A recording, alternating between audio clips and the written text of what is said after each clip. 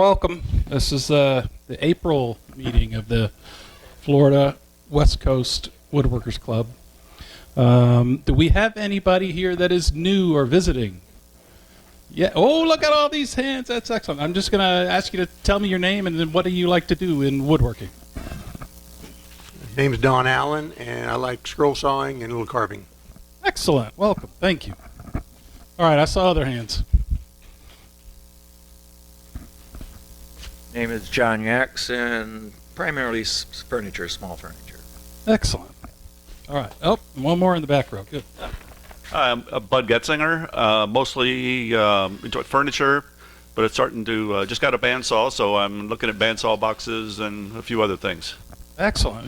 Too bad you weren't here a few months ago. We had a bandsaw box demonstration for that meeting by Ed Colombo. All right, welcome. I'm so excited when new people show up, so this is great. All right, what else is on my list? Does anybody...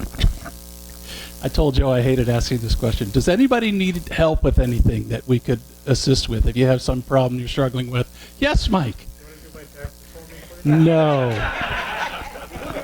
No, more woodworking related. Do you want me to engrave your return on my CNC? But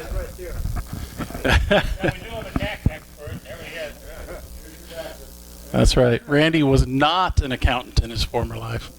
I used to assume that he was, but he told me quite clearly. What, civil engineer was it? Civil engineer who does taxes. Double threat, triple threat.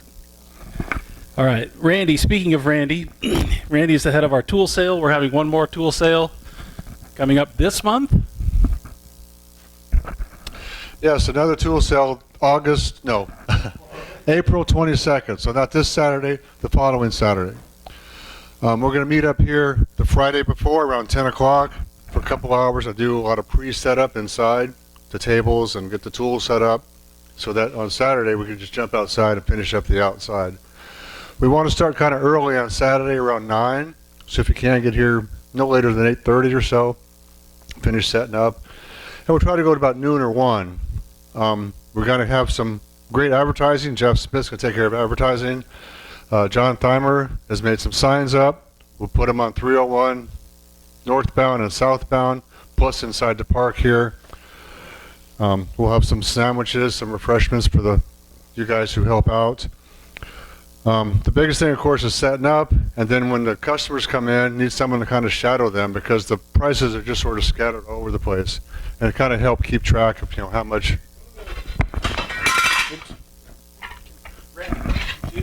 Yeah. Hot air. All the wind, all the hot air. Yeah. All the hot air. I think we need some anchors here, I guess. Okay. There you go, Randy. I got it. Okay. Anyway, so much for that. Finale here, huh? Any questions about that? All right. All right. It should be a good deal. We made a lot of money the first one. The second one kind of flopped, but we need the tool sales to help supplement like the 2x4 contest and stuff. The membership dues helps, but we go through that pretty quickly. We're kind of. Sir? Yes, we did. Spent the membership. Oh yes, we've been spending on the prizes and the food and stuff. Yes, absolutely. And the raffle prizes we're breaking even on, and the drinks hopefully. So we're very, what's the word, generous or very philanthropic with our money. Yes, we want to give it back to you guys. We don't want to rely on you guys to fund us. We want OPM, other people's money, and get their money to help us out. And used tools. You can't beat used tools. I'm sure half of our shops are used tools, so they're the best. So again, not this Saturday, next Saturday, but come in the Friday beforehand, and we'll send out an email and stuff. Okay? Thank you. Excellent. Thank you. You're not required to come and help, but I have come and helped one time, and it was actually pretty fun. So consider it if you have time. Speaking of selling tools, shameless self-promotion here. I did bring a couple things in today that I'm flogging over there behind Pat. I don't know how to pronounce it. Joburgs, like little mini workbench, and some grippers, the little push blocks for table saws and jointers that I'm trying to move. I have too much stuff. All right. So yeah, see me at the break if anything appeals.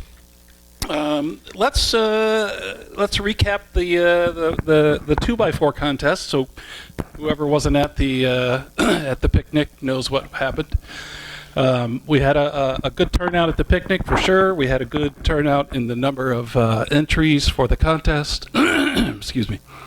And we had this year 4 winners, as we said we would.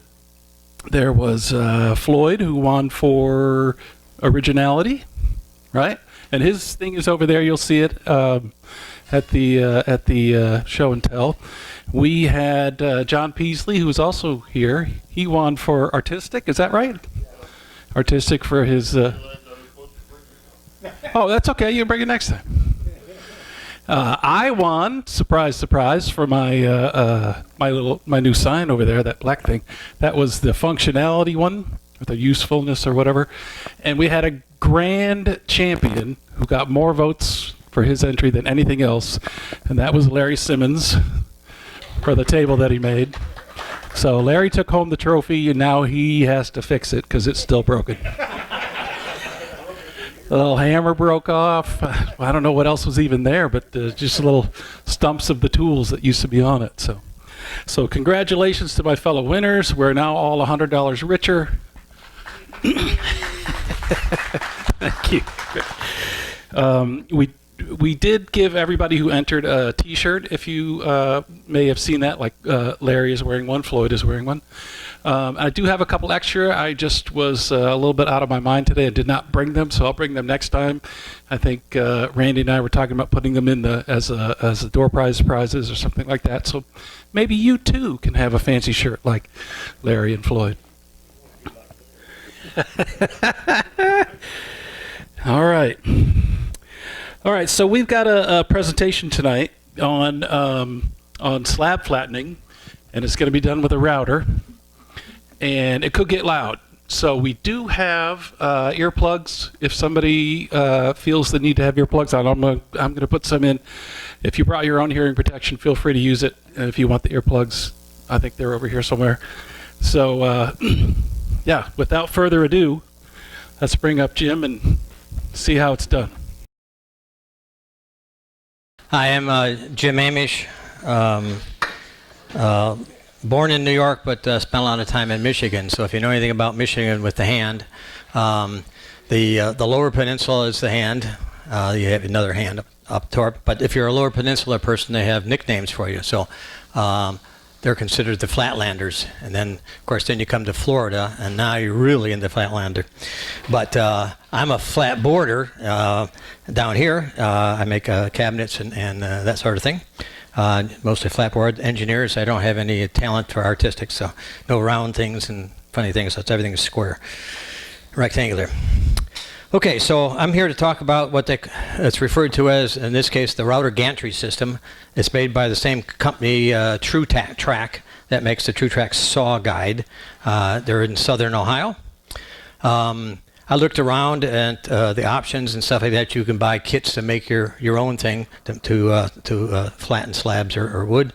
I'm just a little bit was a little bit concerned from the accuracy and the integrity of some of those things, so I decided to go this way. And so they use high-strength aluminum extrusions. I'm going to pass this around. This is the 2-foot one, but you can see they don't have to be supported in the middle. They don't bow or anything like that. So it's a modular system, so you can do 2-footers, 4-footers, or some combination thereof. So I had a project I was doing, and I needed to do a 4x8. So essentially, as I say, these are 55 inches long this way and this way, so you get a true 4-foot direction in both cases. So I bought a 4x4 kit, which will be, scanned one. Okay, so that's the 4x4 kit, all the modules. So you get 6 rails, 2 cross and 2 length. I'm sorry, you get 4. I got 6 here because I went to an 8-foot extension, extra 4-foot extension. Then this combination of pieces makes up the router sled, as they call it, where the router is mounted with handles and stuff like that. You've got pieces that connect the rails together. you assemble this, and this is a kind of a universal aluminum plate with a bunch of holes in it for a lot of the standard router bases. Most of the ones I've seen demonstrated, you go across the grain. This one is meant to go with the grain, so you don't tear up the grain quite as badly going across it. So their recommendation is to go in one direction and actually go back in the other direction. The first direction will be the cutting action, and it'll be lifting, and you get chips out of it. And on the back, you basically, it's like shaving. You go down and you break the chips that you've rose up. So it's again, it's kind of a reverse of the typical router process where you have a router table, you put your object on there and you go over the table. This is just the opposite. The object is fixed, and now that you have this suspended router to control, and so you go down instead of up type of thing. Okay. So back to photos, if you don't mind, sorry. And we're looking for 1, 5, and 6. All right, so this is the setup I had for a 4x8. It's actually a 44 by 87 inch long tabletop that I had to flatten. So oak and walnut. So, oh, sorry. So this is just kind of the basic setup. So you've got the parallel rail. So this is a constant width, and you set up the parallelity of this and this with this device. So you put them on loose and then you adjust it so these things ride. The other thing to keep in mind, and Floyd maybe, but you need slip it. If everyone knows what slip it is, if you don't have slip it, you're really struggling. So it's a I don't know, a hydroscopic material or whatever, and then you just put it on there and it's like anti-friction. So as a anti-slick material. But anyway, so this is the basic setup. And then what I did, I'm an engineer, so you got to bear with me here. So. You just can't leave things alone when you're an engineer, particularly mechanical engineers. We can't do that. So anyway, but trying to go 8 feet, trying to walk along and reach in, no. So there's a string in either directions, and unfortunately, I guess the videos don't work, but I would pull it in one direction and go around the other end and pull it back the other direction, and just move it across. Inside this tube, you can get an accessory. You can get an Acme thread. Acme is a 10 threads to 1, so you can turn the handle and move it an inch at a time or whatever you want to. Me being cheap, I'll have to show it to you. I came up with my own little device, and it works just fine. much cheaper. So this table here, this is my workbench. So it's nominally 4.5 feet square. I had to add little accessories that held the width. But this table here is that table there. So that mounts to the end of my workbench. That gives me my 8 foot. And they'll give you the plans on how to build that, and you'll see that later. But just wanted to show you how I set that up. So, okay, sorry. Okay, you use a large slab flattening bit, and if I show this, so this is a 2-inch diameter bit, type of thing. So that's what they recommend, in 1.5 to 2 inch. They call it a slab flattening or flattening bid. And as I say, the first pass raises the grain and creates chips, and the second pass will cut off that raised grain and particularly creates dust. You typically start in the left rear corner and the thickest part, and then work your way over. The reason you work on the thick part, if anybody's come up and looked at this, I've already started this at home, and this is the high part. This was 1 3/8 inches. I've taken a 1/2 inch already off that, and now I'm just starting to get into this area that was at the 1/2 inch down. But that's what they recommend you do instead of having nothing and then a lot and then nothing and a lot, is do the heavy stuff first and then let it work its way down. Typically you do 1/16 of an inch, 1/8 of an inch per pass, so 60 thousandths to 120 thousandths. This I'm doing at 90 thousandths. I've learned that a little bit afterwards. As I say, Alan brought over a slab and we did that at 60 thousandths, and I can tell you that it made a lot more dust than chips. So that's the problem you got, not going down too deep and stuff like that. You want to do that, you get the chips out and stuff like that, or you get chatter, and we had some of that too. All right, so they'll warn you in their instructions and stuff like that. It puts out lots of chips and dust. They do make a dust collector as an option, but I'm going to tell you it's $250. So you know, it's of course nothing's cheap, but I haven't tried that yet. Trying some other approaches. So and the standard configuration like this with the bed rails attached directly to the wood, you have approximately 2.5 to 2 3/4 of an inch from the bottom of this. Once it clears, this is down lower, but from here down to there.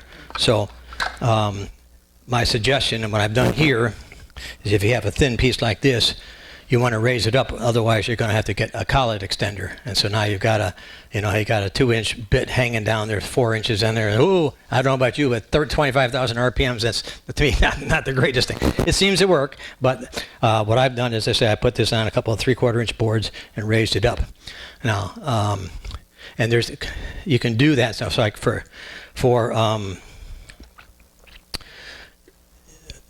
so if you need a thicker thing, so like the table I was doing, that already had the apron on, so it was roughly 4.5 inches thick. So I had to put riser blocks. So these are just a couple of examples of the riser blocks I made for that operation. So the aluminum parts would mount to here, and this would mount to the workbench. Advantage of a wooden workbench is you can use wood screws. Whoops, I lost you. Did it turn off? Oh, okay. So I don't know if anybody wants. I can pass them around, or you can look at them, or whatever. Okay. When we did Alan's project, he had a 22-inch round slab of tree. I'm not sure we know what tree it was, but it was tapered. It was 6 inches going down to 3 inches, and he wanted to level that. And so again, now I had to be at least 6 inches above. So not only we use these, I had these under and top it, so I can get to the higher height and stuff. So again, you can do those types of things if you wish. One of the other things I've experimenting with, yet I haven't proven out, is something like this that you would fasten to your bench here, and then there's adjustment capabilities here. So the aluminum would mount on here, and you can get about a 1/2 inch rise between the angles. So again, I haven't tried it yet. Conceptually, it seems to work, but you just loosen that up, and then you can tighten it down and stuff like that once you get it linked. So that'll give you incremental. Here you can't see I had to put a 3/4 inch there, 3/8 there, a 1/2 inch there, just to get it level, so to speak. And that's somebody have asked that question. As an engineer, to me, level is good. It's a good place to start. But the truth of the matter is, you don't have to have it level. What you have to have is your object that you want to be flattened to be parallel to these rails. And everything, these are all parallel to each other. If you get that parallel, then it maintains that same reference point. I like to work, a little more precisely in that. People saw me with my digital level out, trying to get it down to 1/10 of a degree, and it got pretty close. And the reason I do that is just, again, back in my automotive experience, you learn that a 1 degree angle means 17 thousandths height change over 1 inch. So on an 8-foot table, that would be almost 2/10 of an inch, or excuse me, almost 2/10 of an inch difference one end to end. Again, it doesn't make any difference. It's just mentally whether you want to do it that way. So, are there any questions at this point in time? Yes. So is your project that you're working on is? Oh no, you have to fasten it down. So I've got it screwed down to the 2x4s. So like. From the back side, from the bottom? What I did is I put 3/4 inch boards from the bottom up, and stuff like that, and then fasten these in. Hopefully I didn't use too long of screws, so I won't. No, I tried to keep them. I think I tried to keep them short, but we'll see. No, I mean you're normally going down to maybe, I don't know. Pat, what thickness you want this one when I'm done with it? 1/4 inch is fine. 1/4 inch. Okay, we'll be here all night doing that. So. All right, and then I've also taken, so I did a 1/2 inch, and then there's two more runs at 90 thousandths down. So we're down, that end is 180 thousandths more than one and a half, and I've got to set up to take another 90 thousandths off. So if that's the case, time to make some dust and noise. Let me get this stuff out of the way here. Well, you can do like an inch. I mean, I got a 2-inch bit in there, so you can actually move about, overlap about an inch. Okay, but there's no going around like. No. Well, yeah, now, that's nominally true. So now on, when I show you Alan's slab, that had grain in every direction. So it took us a while. We tried this way, that way, this way, and then we finally got it to work and stuff like that. That one was a little funky type of thing and stuff like that. And again, we didn't even know what material it was, so we were playing with that. But yeah, no, nominally it's just what they recommend is to say you go with the grain. You want to go across the grain, you can, as I say, but you're going to tend to potentially gouge it a little bit more. Maybe gouging is not the right word, but it'd be probably a little bit rougher finish than you would get this. I mean, this, if you came up and did this, I mean, this is smooth. You know, there's very little difference between the joints, or between the passes, I should say. All right. Oh, and the other thing is to put your variable speed down at the slowest speed, thinking that you're doing a monster machine out there, a monster bit, okay? And then for those of you who want, I've got the handy dandy ironing board cord holder. Otherwise, it sometimes gets tucked underneath the rail. So I didn't. This is new for me. I haven't tried this before, but I said, well, that's what I need to hold it out of the way. And then Pat's got this for me. So, okay, we all set? Okay. Punch it once.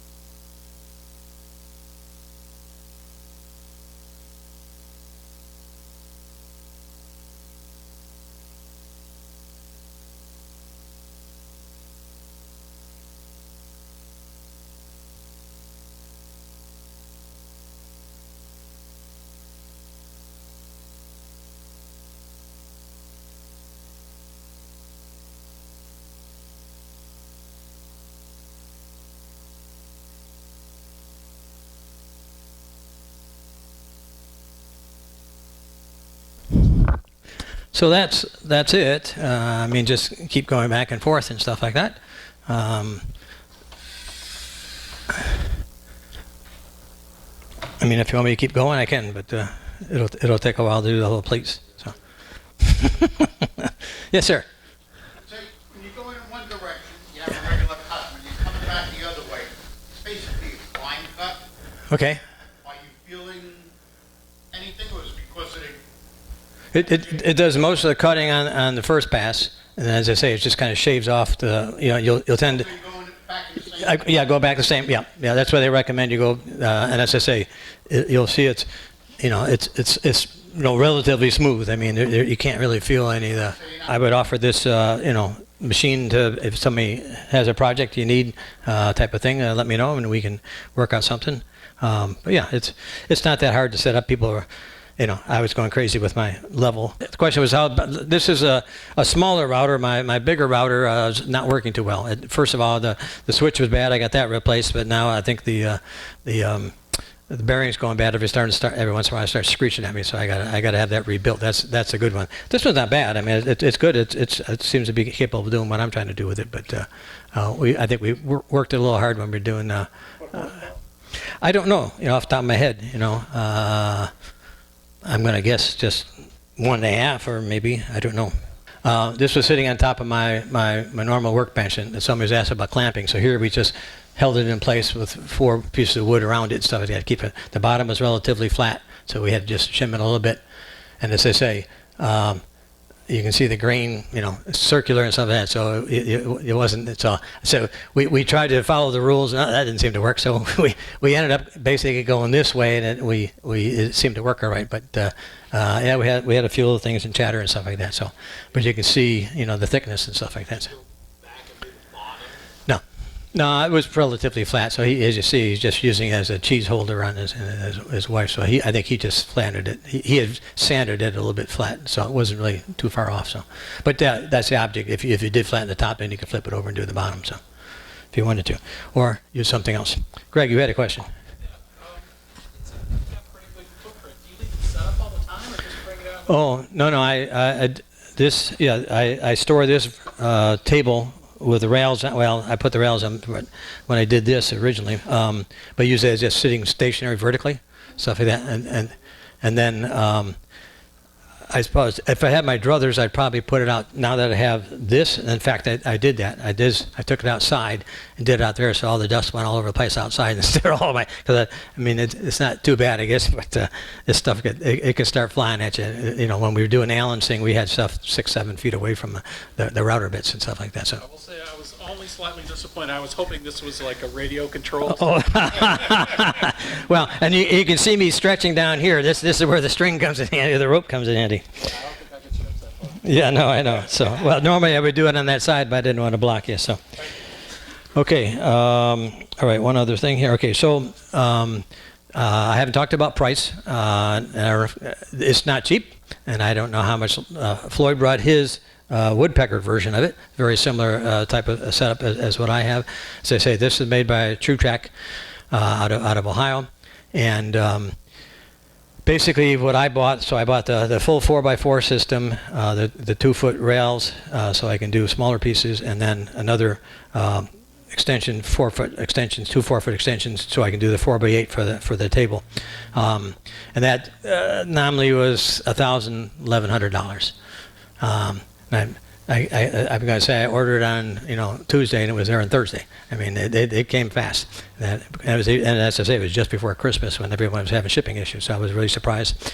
But Track has been very good to me in giving me advice and stuff like that. They have accessories I've talked about, as I say, on this device here. The Acme screw thread, you can see a hole in here, so you can put an Acme one in there. You can get it for the 2-foot piece that's running around too if you wanted to. And I don't remember what the price is, but it seems like maybe $100 and some odd, and it's like, okay. I'll show you my version in a minute. As I say, they have a dust collector. As I say, they have the different kits. They have instructions for building the table. Unless I missed it, if you got that piece of wood, if you got 2 uneven pieces, how did you decide that the bottom is level? So you could cut this thing. How do you level off the bottom? Well, okay, so that's why I go back to my fancy level, because I like things level since I'm an engineer. But so this, nominally the table is level to the ground. Right. Okay, so then you level things to that. So what I did is just by this board nominally was fairly flat on the bottom side.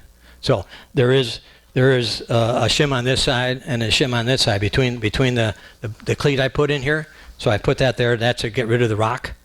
So I don't know. I mean, it's just you kind of have to experiment with it, I guess. You tried to level up. You laid your level on the top.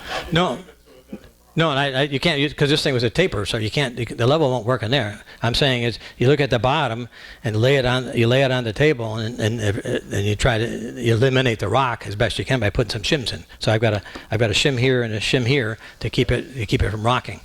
So whether that's the ideal way or that's a way to do it. You can do it however you want to do it. As I say, however you want to fasten it down. The problem is, as I say, if you're doing a whole piece like that, it's kind of tough to have clamps hanging here and stuff like that, particularly with very little clearance. So that's why I chose to do it this way. The table, all the clamps are underneath it, stuff like that, because I had a 3.5-inch apron underneath it, so I could put things through that or attachments that way. I don't know which one I want to show you first, but we'll see. Okay, so this is the threaded. This is the insert. If you go to 4 first, no, I'm sorry. That shows you the piece by itself. So this is the piece I created that fits inside the aluminum extrusion, and then you have the 2 holes that line up with the router guide or the router sled, and then I put threaded inserts in it. So if you go back to 3 now. All right, so that slides inside there, and again, you just have the 2 screws. I just fasten them, move it, unfasten them, move it over inside of that. For me, that's okay. If you want to, the advantage of the Acme is you want to move it an inch. You turn it 10 times and it's moved 1 inch. Me, okay, that's about an inch. Okay, so there's the famous. You can see I used whatever pieces of stuff I had laying around, so there's nothing fancy about them. I just thought that was a neat design. So the advantage of this going up and down, and of course now, if this top piece gets chopped off, you just take it off and put a new one on. So that was just something on Pinterest or YouTube, I guess. And the next one is the build sheet, the cut sheet and stuff like that. So it's pretty straightforward. The only thing I would warn you, if you can go back.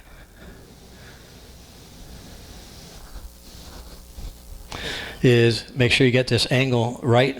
Otherwise, I had to put some shims in there. Otherwise, you get kind of wobbliness and stuff like that. They keep it from wobbling this way, but it works well for this, as far as I'm concerned. TrueTrack is going to offer you 5% off any router gantry system or TrueTrack saw, anything you want to buy, 5% off between now and May 31st. There's a code, I give it to you, or you can write it down. But they'll honor that. They gave us a special code for us. I told him we were doing. He actually sent me a special, and I said, hey, I can't use that, but hey, I'm going to go talk to you guys. Say, hey, so here you go. So you get 5% off. So, and the 5%, when you start buying $300, $400, $500 items, it starts adding up. So it's up to you how you want to do that. Their contact information, if everybody wants their contact information, phone number, it's TrueTrackSaw.com. So Floyd has a 12-foot, right? He's at 4x12.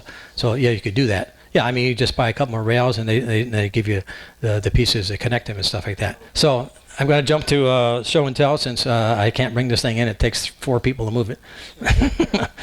So this is the table I showed you earlier. So this is oak, solid oak with walnut inlays around the outside, and then the diamond, and it's 44 wide by 87 long. So it's 10 people or square corners, so you can actually seat 12, 2 on each end, stuff like that. I had pieces laying around. I had the oak laying around. So hey, might as well do something with it. So I haven't had any success selling it yet. So okay, just there's a couple more. Okay, so I bought this base off Craigslist 10 years ago, 15 years ago, and collected dust. It says, well, I had that. I had the extension slides and stuff like that. I had the oak. I said, okay, let's put it all together. So that's kind of the finished table. This is sitting on my workbench. So I actually was standing on a stool to do a lot of work up there and stuff like that. But, okay, so then there's a built-in storage area. So when you slide it open like you did here, it's like 16 by 40. So you can put your dinnerware if you want to keep it in there. Okay, appreciate the time. Excellent. Thank you so much. I guess the one last question is, how much do you charge people to flatten slabs? Well, I haven't charged anything yet because. Free flattening. Flattening, you know. everybody. Well, no, I shouldn't.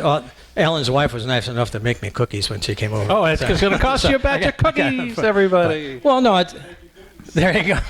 Price is going up every time I say it. It went from free to cookies. Now it's going to be $500. No, I mean, I'm not trying to make a business out of it. It's just, again, I know not everybody has a tool like this. You've got a piece of wood that, much like Pat had here, or I've got there, that it's twisted or something like that. And how do you straighten it out? And this is a way to do it. And I've got the tool, and as I say, it's not that hard to set up. So. Yeah, that's great. Thank you so much for showing us that. All right, you guys want to take like maybe a 15-minute break? If you're new, don't forget, or if you didn't know, sign up in the front in the I don't want to call it the attendance sheet, but whatever. The sign-up sheet, because we do have door prizes. We would love to give you a prize if we call your name at the end of the meeting. And there's also snacks and drinks in the back. So see you in a few.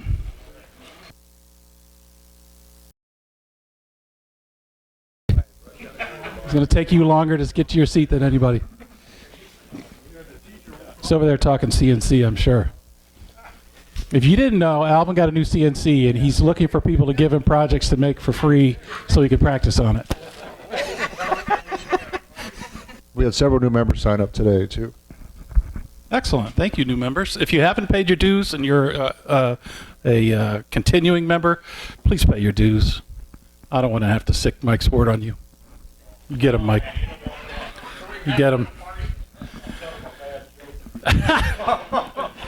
All right. Who's going to do the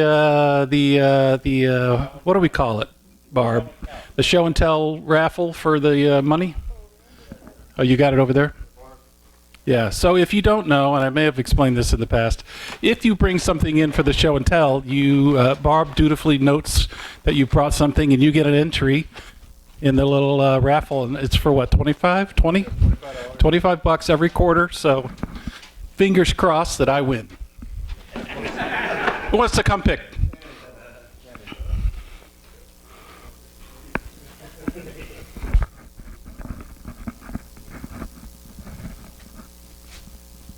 Mike Swart. Congratulations, Mike. 25 bucks. That's a good prize, man. All right, so please, every month I want to see. How great would it be if everybody brought something in one month? We just do the whole meeting is just show and tell. I would love that because I love seeing the stuff you guys bring in. All right, let's do the regular show and tell now. Who's going to do it? Pat, Joe, who's doing show and tell? It says table. That's a table. For the mice? No. I had a guy contact me, and he said he needed a table because he's entering some kind of bonsai competition of some nature, and he needed a table to display his bonsai. And he sent me a drawing of exactly what he wanted, including the edge profile and everything. So I just made mostly what he wanted. I made a couple small changes. It's obviously You never. cheated too, didn't you? How did I cheat? You used the CNC to do it. I did not. I absolutely did not. I used it. You did it by hand. I used the domino, but I did not use CNC. The one thing he did, which I had to correct him on, is that when he drew it out, it was the aprons were all the way around, and then he had the legs inside of the aprons, and I was looking at it, and at first it didn't occur to me what was wrong. I was like, God, this just doesn't look right. And then I was like, oh, wait a minute. The apron's in front of the legs all the way around. That just was a weird look. So I told him I would rather make it like this, and he said, whatever you need. So I made that for him. Did you, these, What do you mean? what do you call that, Larry? Mortars. I dominoed it. Domino. The machine, the domino, it makes the loose mortise and tenon. So anyway, I had some leftover walnut for a desktop I'm making for my brother, and so in return, this guy's giving me a big, mature ficus bonsai. So I'm excited. I've always wanted to have a nice bonsai. This guy's got a bunch of them apparently, so Get a pair of little scissors. I've already got those. I've already got it. I know, it's solid. He wanted it to be like an inch and an eighth. With water or what? No, it's just high quality wood, not like the stuff that you use. I'm kidding. All right. I do have to make another for myself. Okay. Hey, John. No, all right. Hey, and this is a round lathe that I sold you, and this is a oblong lathe that I sold you, right? Yeah. Exactly. Okay. Here, I'll So hold you. let me You talk. face the group here. Face the group. I brought this one in probably a couple of months ago. I had made it out of poplar, and it kind of just didn't look very good. I put some Danish oil on it, and it just kind of looked kind of greenish and crummy. And the other day I was over at Home Depot, and I bought a can of spray lacquer, and I lacquered it up, and it really popped the grain on the sides and everything, made it look a lot nicer. So, tip. And this one is round, yes. One of the few round ones I make. Fixed the bearings, didn't you? But I kept the old ones. I was looking around the shop, and I wanted to make another bowl, and I didn't have a big enough piece of wood to do it with. And so I looked in the previous owner had left some old wood in a bucket there, or a thing he had made to hold it. And I found this piece of whitewood in there. So I said, And I had picked up the piece of walnut when I was here. Somebody had left it out in the front in one of the boxes. And so I got looking at it. It wasn't quite wide enough, so I said, well, you know what? I'm going to try a glue up. I've never tried a glue up before. So I cut the piece of whitewood in half. I cut down a strip of the walnut and glued it all up. And it seemed to come out pretty good. The joint looked nice. And then I got looking at the wood, and the whitewood had a curve on one side of it. Talk about flattening boards. So I said, oh. Yes, Mike. That's all the scroll saw, right? This is all scroll saw. Yeah. Scroll saw and a lot of sanding.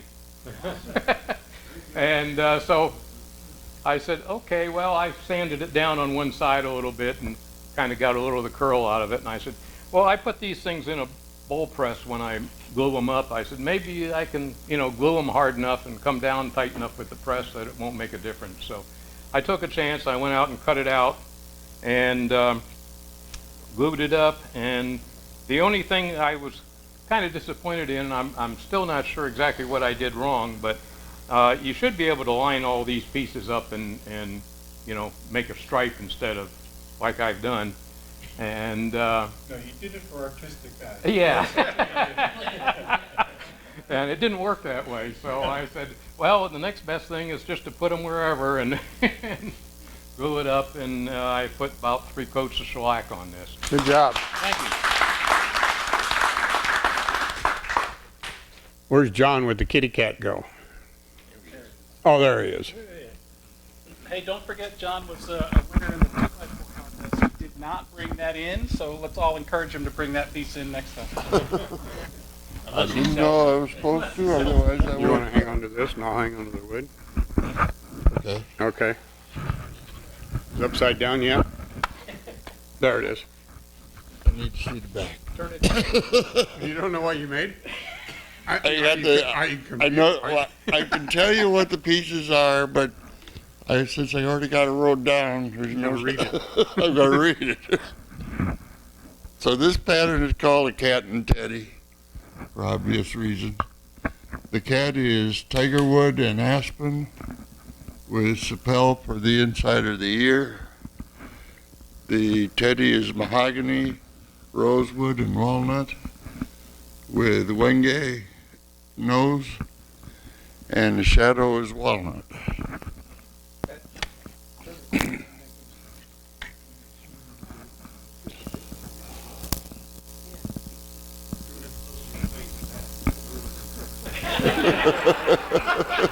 Thank you. Wow. I did start this, didn't I? Thank you. Beautiful.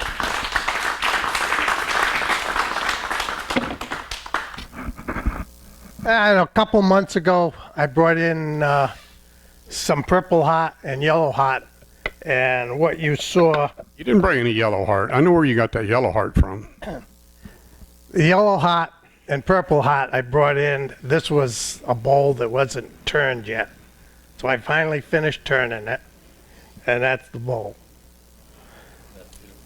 It's all done on the table saw like I explained the last time with that bigger piece. Then I had to get some yellow hot. I had a friend, he actually gave me this, says I can get all I want. Is anybody else here in the club that wants wood? He'll give it to you. He's a great friend. Change the locks. So I wanted to make it a little different. So I glued up a ring of yellow hot and purple hot, which Pat donated again. Bill's in the mail. And then I thought, well, now I should put a top on it. So I made the top. That's all out of purple hot. Then I needed a way to keep it all together. So I threaded some ebony, threaded the top. So now I've got a hidden top. I keep $100 bills in there. If anybody has any extra, I'm welcome. Wow. Very good. Very good.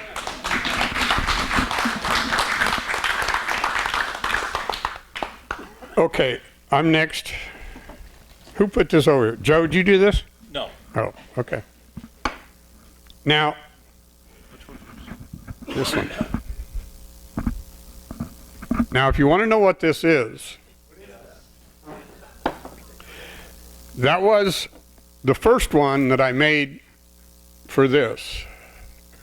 It exploded? Okay, so I started out and I turned it this way, and this was before I went on YouTube or did anything, okay? I just said, because I turned this and I got, man, that sucker is ugly. So I got to do something to it. So I thought about doing this because Tom turned one of these little three-pointed bowls and I liked it.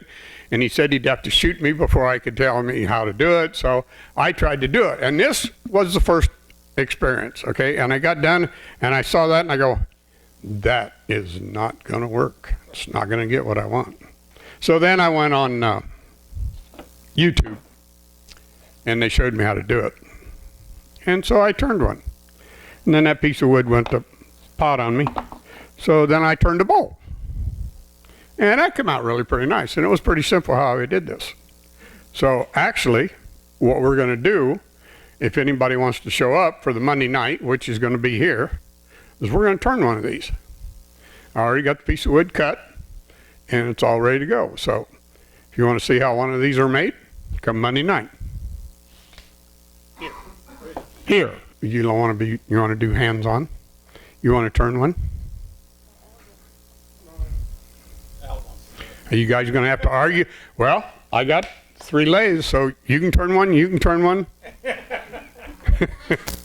You want to turn one? What time? 7. Okay. You bringing your husband? Yeah. So turning this was kind of fun, and it was really pretty simple. Okay, it was really pretty simple. So I turned it and I thought, wow, all right, let's just do that on Monday night. That's all I got. You done? Your last one? Well, my name's the last one. All right. All right. Excellent. Thank you. Thank you. Thank you. All right. Thank you again for bringing stuff in. It's absolutely my favorite part of the meeting is seeing the stuff you guys make. All right, you guys want to give some stuff away? Here we go. All right, let's do that. Oh, wait, there's one more. One more. Who is it? Well, he was hiding. Okay. Is it you? We skipped somebody. It's Pat's fault. Oh, Floyd's 2x4 contest winning entry. Floyd, come tell us about this. Somebody that's got a lot of time on their hands. Please tell the joke that you told at the picnic about how much it cost per hour. I guess how much you'd make per hour on that. I started this last year for the 2x4 contest. Then I got sick, So this project just laid and laid and laid, and then finally I said, you know, I've got to get it done. I've got to get this out of the box. And I kept track of all the time I spent on this.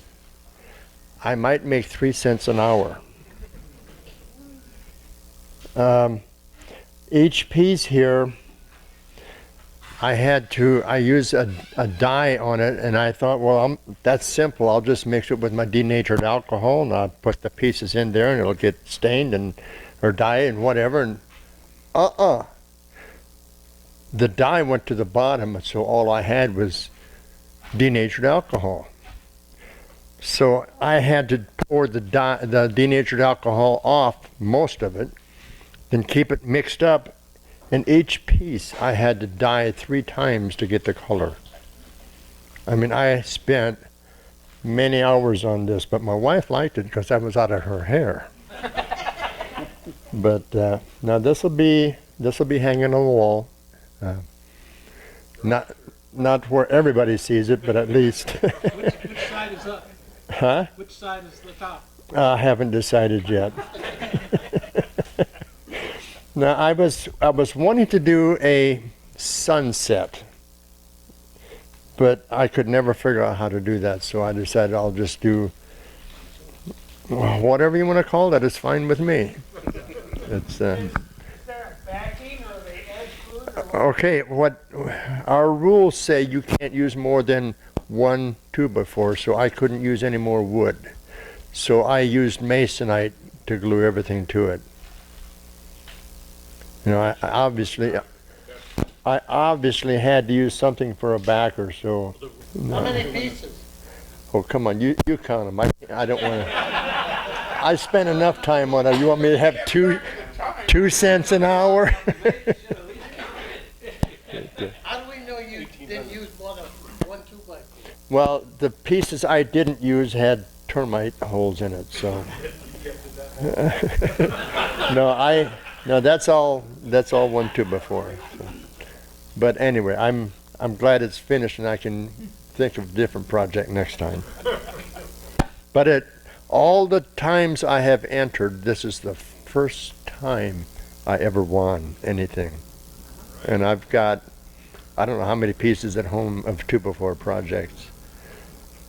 But because we had 4 different categories, I think I can win. Okay, that's enough.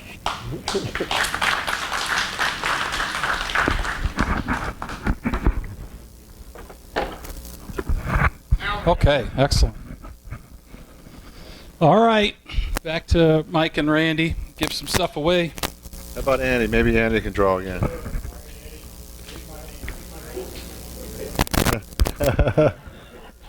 Thank you.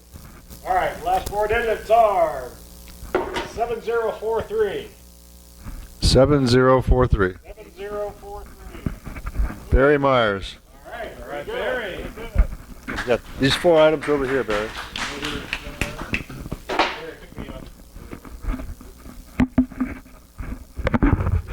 And the next number is 7014. 7014. 014. Joetti Fairchild.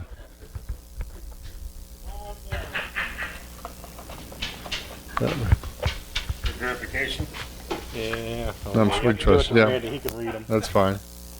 Okay, next one is 7071. 7071. That's a moisture meter. Very good. Yeah. Moisture, Come on, okay. Jim. I don't have one. So. Okay, there you go. All right, Jim. There you go. Very good. We got one more. Here, Jim, grab one for me. Last one. Very good. Thank you. Last one goes to 7056. 7056. 7056. Bill Clark. On Bill. All right. Very good. All right, thank you, everybody. Here you go, Bill. There you go. Thank you. Okay, more prize time. You got your list? Got the list. Here we go. Number 16. Number 16 is John Darabak. John. Hey, John. 14. Number 14, Al Brown. Mr. Al. Number 2. Number 2, that's Greg. Wahoo, wahoo. 32. Number 32, Larry Simmons. All right, Larry. See, it pays to write on the wrong line. Okay, number 11. Number 11 is Oh, Mr. Flo. Floyd Loader. Floyd. 19. Number 19, Mike Schwartz. I know him. All right. We have a little depth gauge, height gauge, and one more item is this bag from Advantage Lumber. So one more to go. One more. Okay, come up. Number 27. Number 27, Tom Falcone. All right, Tom. There you go. All right, that's it. Thank you, everybody. Congratulations, winners. Suck it up, losers. I know. I guess we're going to wrap it up. We have made good time tonight. I would like to just, we don't do this often enough, but I just want to thank Pat again for hosting.